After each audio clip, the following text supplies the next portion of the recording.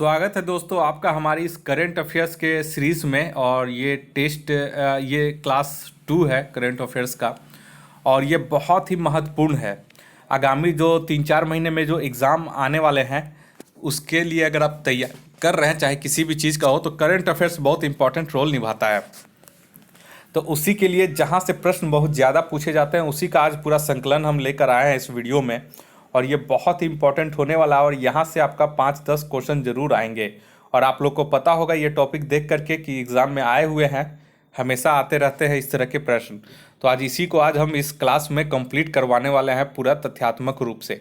और एक चीज़ आपको और बता दें कि जैसे कि देखिए, आप लोग कंफ्यूज मत होइएगा। जैसे कि तेंदुआ लियोपार्ड्स गन्ना रिपोर्ट 2018 है, तो आप ये मत सोचिएगा कि सर ये तो रिपोर्ट 2018 है तो हमको सर 2021 का रिपोर्ट चाहिए। तो ये बोल दे कि आपको बता दे कि ये जो है ये हर साल रिपोर्ट तैयार नहीं होता है। 3 से 4 साल में एक बार ये रिपोर्ट बनता है और उसी को प्रकाशित किया जाता है, ठीक है। तो आप लोग को जो भी डाटा देगा वो सबसे जो लेटेस्ट जो रिपोर्ट प्रकाशित हुआ है उसी से आपको आंसर करना है। तो ठीक है, तो इस कन्फ्यूज़न में आप लोग मत रहिएगा कि नहीं हम 2021 का चाहिए। तो 2021 में जो भी नहीं रहता है वो इसी डाटा को यूज किया जाता है, ठीक है। तो देखिए, अब जैसे तेंदुआ लियोपार्ड्स गन्ना रिपोर्ट 2018 इसको प्रकाशित किया गया है, 21 दिसंबर 2020 को प्रकाशित किया गया, ठीक है। तो इस तरह से करके ये सबसे लेटेस्ट रिपोर्ट है और यही से आपको इसका आंसर देना होगा। तो चलिए, आप लोग समझ गए होंगे कि इसमें कोई भी पुराना नहीं है, जो भी लेटेस्ट है उसी को इसमें करंट अफेयर्स में शामिल किया गया है, जो कि आने वाले 3 से 4-5 महीने में जो भी आप एग्ज़ाम देने वाले हैं उसके लिए बहुत उपयोगी होने वाला है ये सीरीज़। तो चलिए, सबसे पहले दो चीज़ यहाँ पे देख लेते हैं। भारत के 2 नए टाइगर रिजर्व बने हैं और आप लोग याद कर ली कि कहाँ कहाँ पे हैं। पूछ सकता है, ये सब लेटेस्ट जो रहता है इसे एग्जाम में आता है। जैसे पूछ देगा श्रीविल्लीपुथुर मेघामलाई टाइगर रिजर्व किस राज्य में है, तो तमिलनाडु हो जाएगा, कर्नाटक हो जाएगा, केरल हो जाएगा, तेलंगाना हो जाएगा। तो आप लोग को पता नहीं रहेगा तो आप लोग गलती कर देंगे। तो इसको जो मान्यता मिला है श्रीविल्लुपुथुर मेघामलाई टाइगर रिजर्व, ये तमिलनाडु में है और ये भारत का 51वां और तमिलनाडु का 5वां टाइगर रिजर्व है। वहीं बात करें रामगढ़ विषधारी वन्य जीव अभ्यारण्य, तो देखिए रामगढ़ एक झारखंड में भी रामगढ़ है और ये राजस्थान में भी रामगढ़ है, ठीक है। तो ये हो जाएगा भारत का 52वां है और राजस्थान का ये 4था टाइगर रिजर्व है। तो याद रखिएगा, रामगढ़ विषधारी वन्य जीव अभ्यारण्य राजस्थान में है। नेक्स्ट आइए, 4th वन प्लैनेट सम्मेलन, ठीक है। तो जैव विविधता संरक्षण पर ध्यान देने हेतु 4th वन प्लैनेट सम्मेलन का आयोजन किया गया और जनवरी 2021 में फ्रांस के द्वारा वीडियो कॉन्फ्रेंसिंग के माध्यम से आयोजन इसका किया गया, यूएनओ एवं विश्व बैंक के सहयोग से। इसका उद्देश्य जो है पृथ्वी पर जैव विविधता की सुरक्षा हेतु ध्यान केंद्रित करना और इसका जो थीम था वो था let's act together for nature. इस सम्मेलन के महत्वपूर्ण बिंदु कोविड-19 महामारी में अर्थव्यवस्थाओं के लिए प्रकृति के महत्व की ओर ध्यान केंद्रित करना।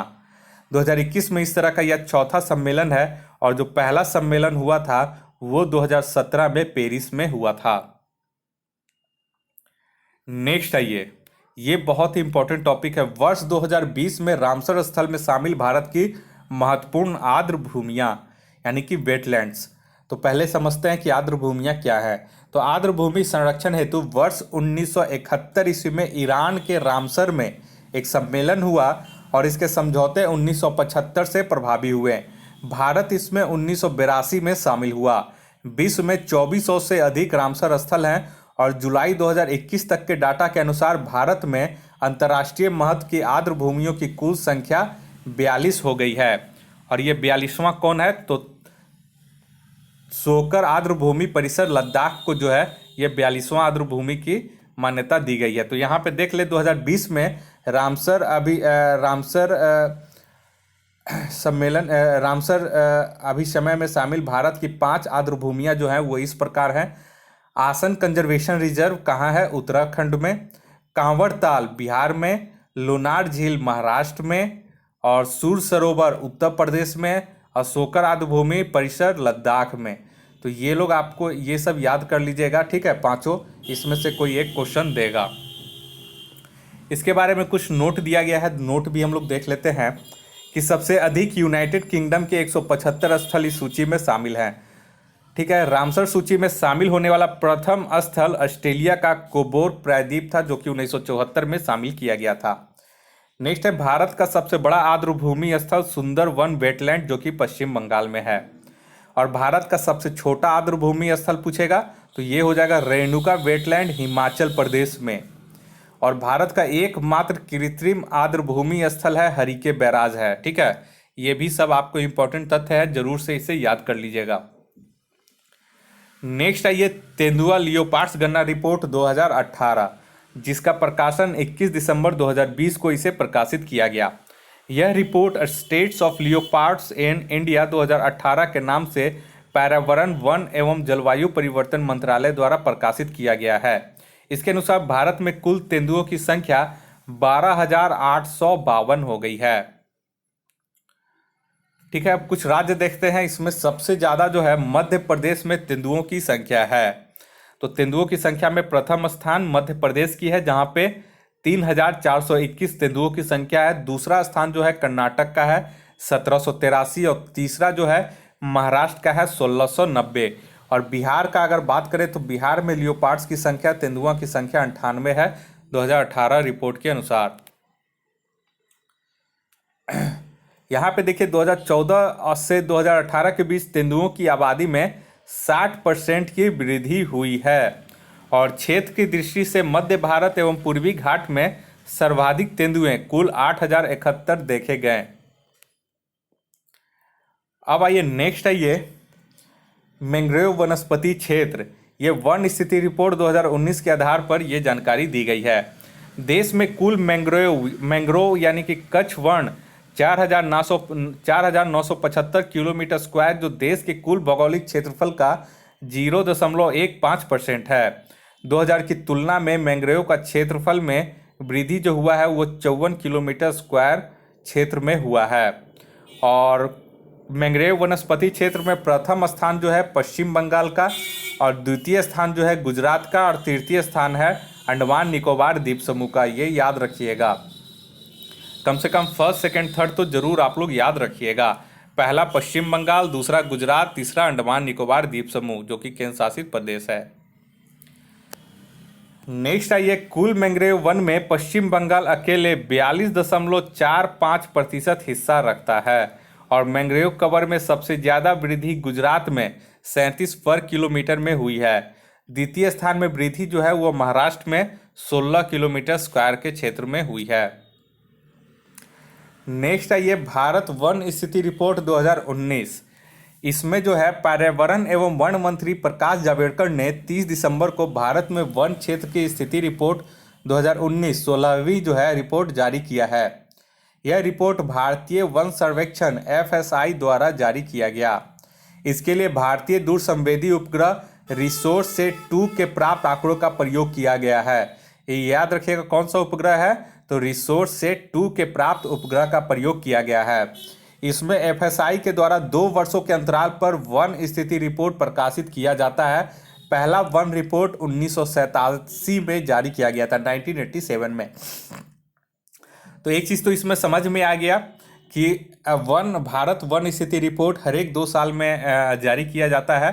ठीक है, और पहला जो वन रिपोर्ट था वो 1987 में जारी किया गया था।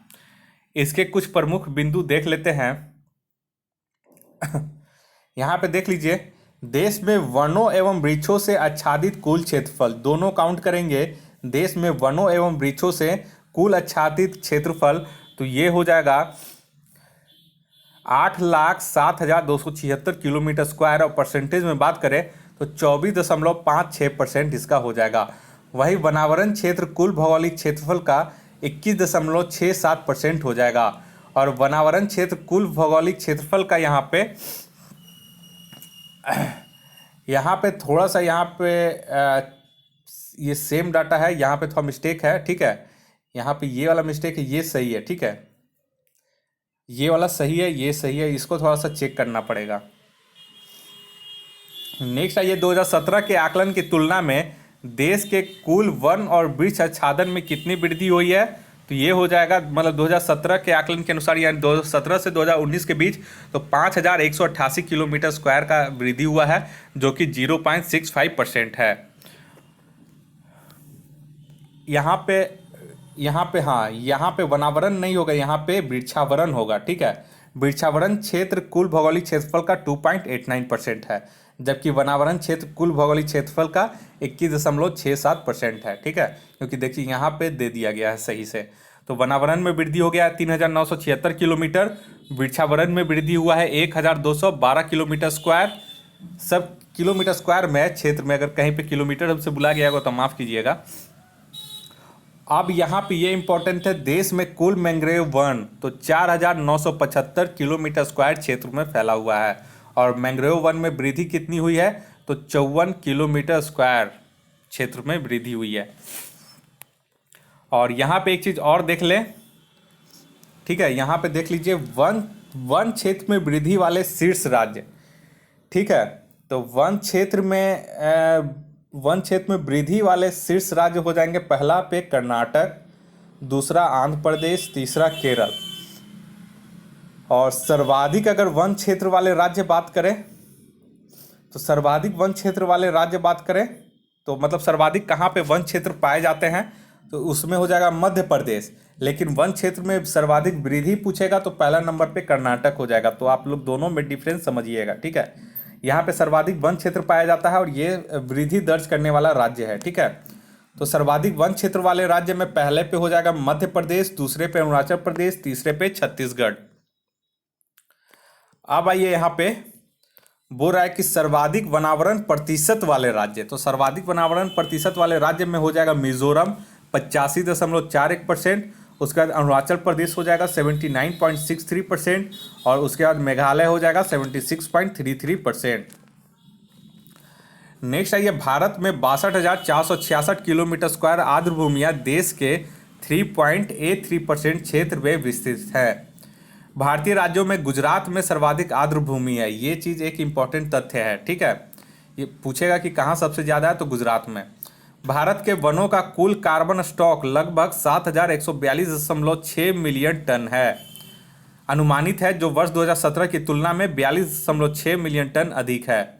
और सर्वाधिक वनावरण प्रतिशत वाला क्षेत्र जो हो जाएगा यहाँ पे लक्षद्वीप सबसे ज़्यादा हो जाएगा। अगर इसमें हम कंबाइंड कर दें राज्य और केंद्र शासित प्रदेश सबको कंबाइंड कर दें तो उसमें लक्षद्वीप सबसे ज़्यादा, उसके बाद मिजोरम, उसके बाद निकोबार हो जाएगा। तो आप लोग इसमें कंफ्यूज मत कीजिएगा। ठीक है, इसके डाटा में।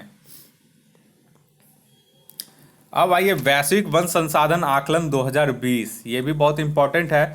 तो संयुक्त राष्ट्र खाद्य एवं कृषि संगठन द्वारा यह रिपोर्ट जारी किया जाता है।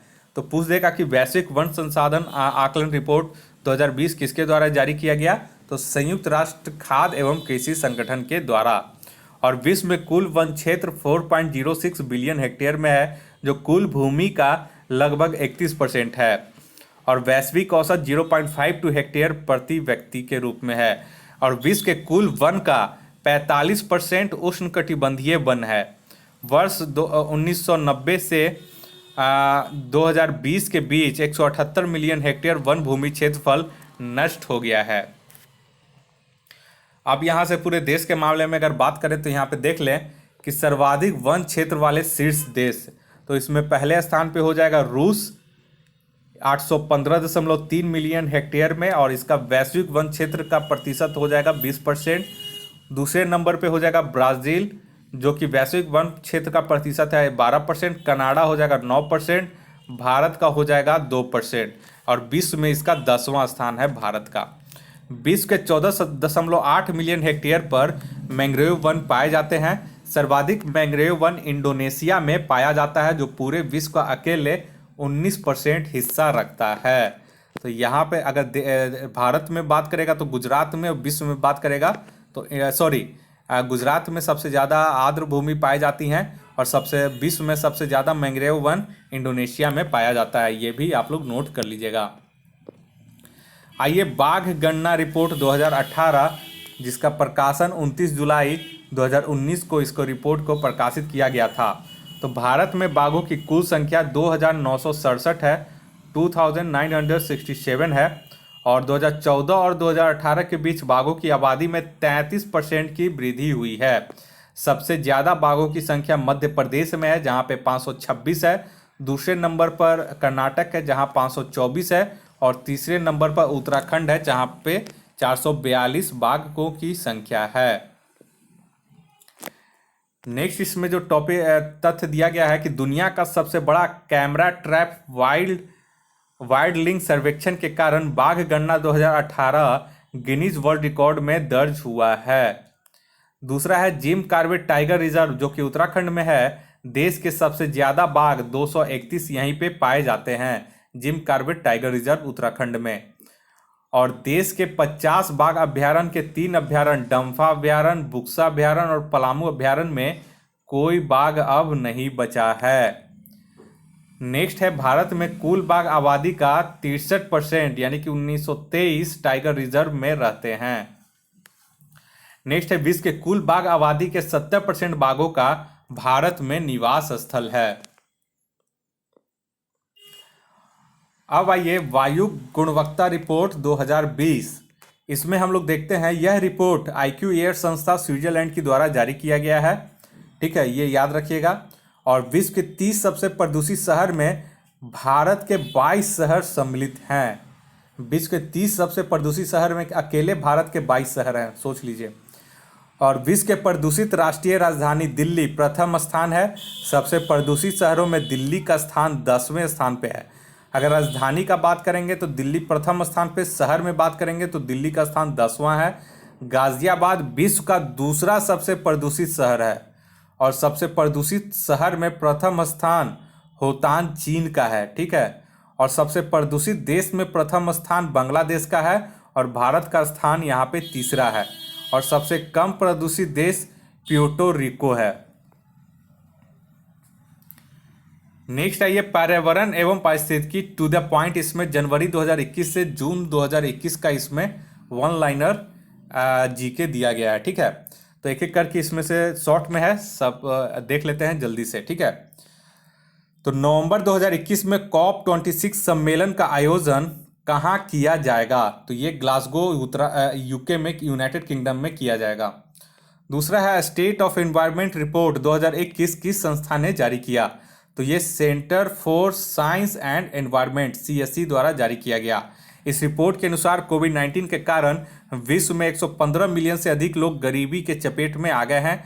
500 मिलियन से अधिक बच्चों को कोविड-19 महामारी के चलते स्कूली शिक्षा से दूर होना पड़ा है।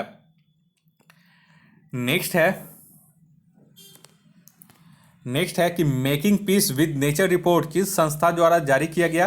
तो ये संयुक्त राष्ट्र पर्यावरण कार्यक्रम यानी कि UNEP द्वारा जारी किया गया। नेक्स्ट प्लास्टिक अपशिष्ट प्रबंधन नियम 2021 किस मंत्रालय ने जारी किया? तो ये केंद्रीय पर्यावरण वन एवं जलवायु परिवर्तन मंत्रालय ने जारी किया। नेक्स्ट है भारत 2021 से 2025 तक पवन ऊर्जा की कितनी क्षमता स्थापित करेगा? तो ये है 20 gigawatt. Global wind energy counselling GWEC की रिपोर्ट के अनुसार ये लक्ष्य रखा गया है। नेक्स्ट है 67वें राष्ट्रीय फिल्म पुरस्कार 2021 में पर्यावरण संरक्षण श्रेणी में किस फिल्म को सर्वश्रेष्ठ फिल्म का पुरस्कार मिला है? तो यह है वाटर बरियल। नेक्स्ट है जून 2021 में जारी पर्यावरण की स्थिति रिपोर्ट 2021 के अनुसार भारत का स्थान केमा है? तो 117वां है। यह रैंकिंग संयुक्त राष्ट्र के 17 सतत विकास लक्ष्यों के आधार पर तैयार किया गया है। नेक्स्ट आइए विश्व पर्यावरण दिवस 2021 पर प्रधानमंत्री नरेंद्र मोदी ने पुणे में एक पायलट परियोजना के तहत 3 E100 इथेनॉल वितरण स्टेशनों का उद्घाटन किया है। नेक्स्ट है जून 2021 में असम का 7वां नेशनल पार्क कौन बना? तो ये है देहिंग पटकाई वन्य जीव अभ्यारण्य। पूछ देगा कि देहिंग पटकाई वन्य जीव अभ्यारण्य कहाँ है? तो ये असम में है, जहाँ आपका ये 7वां नेशनल पार्क बन गया है। नेक्स्ट है 5 जून 2021 को असम का 6ठा राष्ट्रीय उद्यान कौन सा बना था? तो ये रायमोना है, जो विश्व पर्यावरण दिवस के दिन इसे घोषित किया गया था। नेक्स्ट है जून 2021 में जारी एक अध्ययन के अनुसार विश्व में सबसे ज्यादा किस्म की तितली का घर कहाँ है? तो ये हो जाएगा सही आंसर कोलंबिया।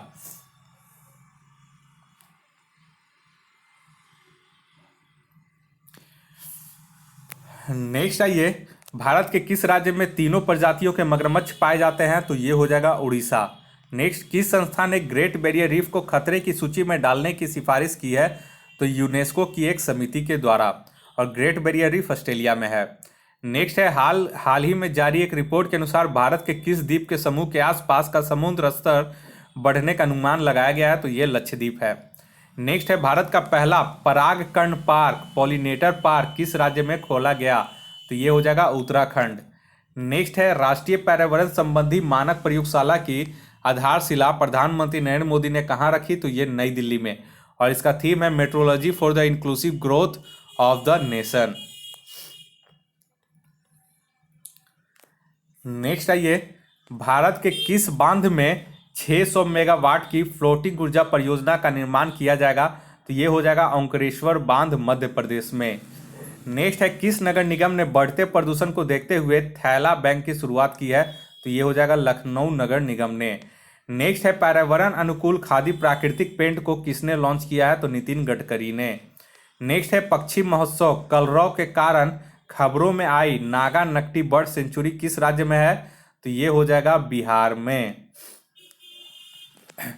नेक्स्ट आइए, किस मंत्रालय ने पर्यावरण को प्रदूषित करने वाले पुराने वाहनों पर ग्रीन टैक्स लगाने का निर्णय लिया है, तो ये हो जाएगा सड़क परिवहन मंत्रालय ने।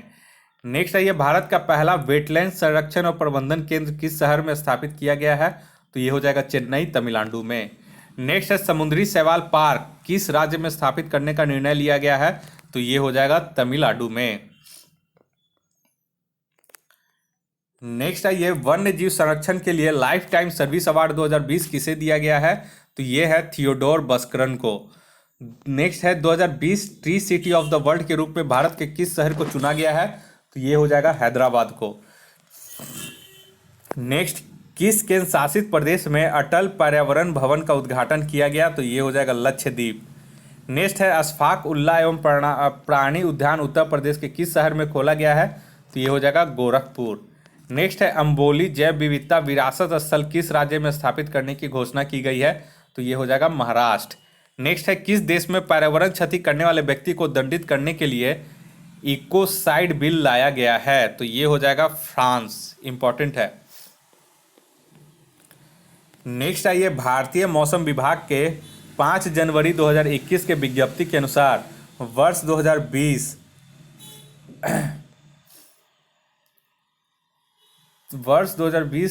1901 के पश्चात 8वां सर्वाधिक। हाँ, तो भारत मौसम विभाग के 5 जनवरी 2021 के विज्ञप्ति के अनुसार वर्ष जो 2020 था वो 1901 के पश्चात अब तक का 8वां सर्वाधिक गर्म वर्ष रहा है।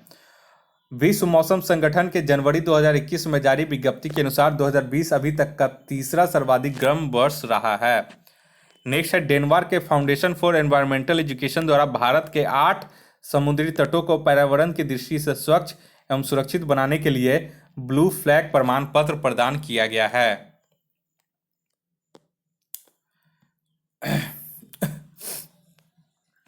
नेक्स्ट आइए,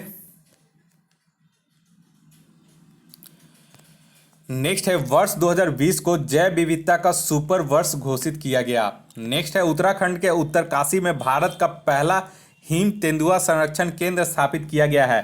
तो पूछ देगा कि भारत का पहला हिम तेंदुआ संरक्षण केंद्र कहाँ स्थापित किया गया है, तो उत्तराखंड के उत्तरकाशी में। नेक्स्ट है वर्ष 2020 से 2025 के लिए पर्यावरण वन जलवायु परिवर्तन मंत्रालय ने गीध संरक्षण कार्य योजना आरंभ किया है। गंगा नदी डॉल्फिन के लिए भारत की प्रथम वेधशाला भागलपुर बिहार में स्थापित करने की घोषणा की गई है। इंपॉर्टेंट है। नेक्स्ट है उत्तराखंड के मनुस्यारी में भारत का प्रथम लाइकेन पार्क का स्थापना किया गया है। नेक्स्ट है ये पन्ना टाइगर रिजर्व को बायोस्फीयर रिजर्व के विश्व नेटवर्क WNBR में शामिल किया गया। वर्तमान में भारत में 18 बायोस्फीयर रिजर्व हैं, जिसमें से सिर्फ 12 को बायोस्फीयर रिजर्व के विश्व नेटवर्क में शामिल किया गया। नेक्स्ट है पर्यावरण वन और जलवायु परिवर्तन मंत्रालय ने नगर वन योजना कार्यक्रम के लिए ईटानगर अरुणाचल प्रदेश का चयन किया है। नेक्स्ट है वर्ष 2021 से 2030 को संयुक्त राष्ट्र महासभा द्वारा संयुक्त राष्ट्र परितंत्र पुनर्स्थापन दशक घोषित किया गया। नेक्स्ट है लिविंग प्लैनेट रिपोर्ट 2020 LPR 2020 किस संस्था द्वारा जारी किया गया, तो ये हो जाएगा world wide life fund WWF के द्वारा। इस रिपोर्ट के अनुसार वर्ष 1970 से 2016 तक स्तनधारियों, पक्षियों, उभयचरों, सरीसृपों और मछलियों की आबादी में 68% की गिरावट देखी गई है।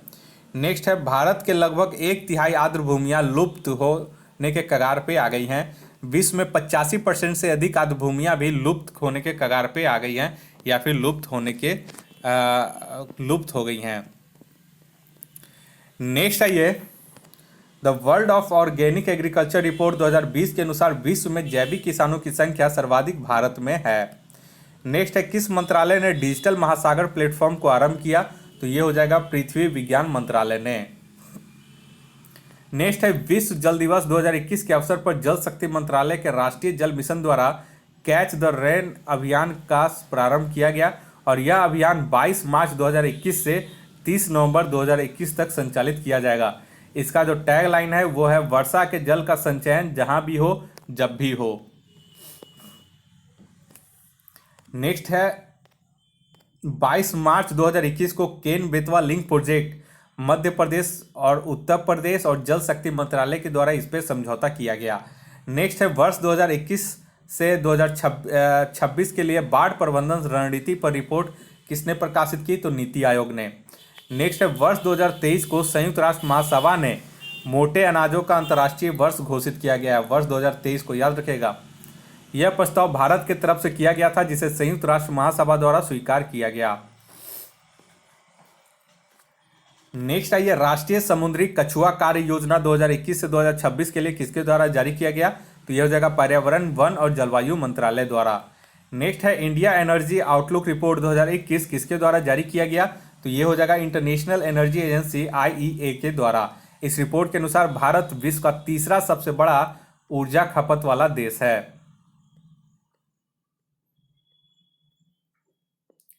नेक्स्ट आइए, भारत की पहली भूतापीय क्षेत्र विकास परियोजना की स्थापना कहाँ किया जाएगा? तो ये हो जाएगा लेह लद्दाख में। इंपॉर्टेंट है, याद रखिएगा। नेक्स्ट है, भारतीय वन्य जीव अपराध नियंत्रण ब्यूरो WCCB को एशिया पर्यावरण परिवर्तन पुरस्कार 2020 से UNEP ने सम्मानित किया है। नेक्स्ट है, भारत के किस शहर को 2020 tree city of the world के लिए चुना गया है? तो ये हो जाएगा हैदराबाद। नेक्स्ट है, विकासशील देशों में जलवायु क्षति को सीमित करने के लिए अनुकूलन अंतराल रिपोर्ट का 5वां संस्करण किसने जारी किया? तो संयुक्त राष्ट्र पर्यावरण कार्यक्रम UNEP के द्वारा।